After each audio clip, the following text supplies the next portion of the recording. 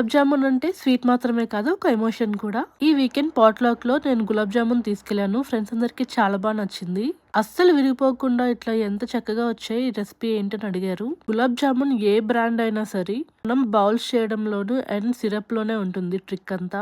నేనైతే ఆ మిక్చర్ లో కొంచెం గీ వేసి గోరువెచ్చని వాటర్ తో క్రాక్స్ లేకుండా బాల్స్ ని డిఫరెంట్ షేప్స్ లో చేస్తాను. అండ్ వీటిని హై ఫ్లేమ్ లో కాకుండా మీడియం ఫ్లేమ్ లోనే స్లోగా ఈవెన్ గా ఫ్రై అయ్యేలా చేసుకోవాలి. మీడియం ఫ్లేమ్ లో కుక్ అవడం వల్ల లోపల కూడా సాఫ్ట్ గా వస్తుంది.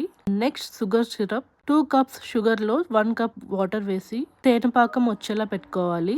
జామున్స్ ఫ్రై చేసే ముందే సిరప్ చేసుకొని పెట్టుకుంటే బెటర్. సిరప్ లో కూడా 1 టేబుల్ స్పూన్ గీ వేస్తాను. జామున్స్ ఫ్రై చేశాక గోరువెచ్చగా ఉన్నప్పుడే సిరప్ లో వేసేస్తే షుగర్ బాగా అబ్జార్బ్ అవుతుంది జామున్స్ లో. మరి వేడిగా ఉండకుండా చూసుకోవాలి, లేదంటే విరిగిపోతాయి. షుగర్ సిరప్ లో ఎంత ఎక్కువసేపు ఉంటే జామున్స్ అంత సాఫ్ట్ అవుతాయి.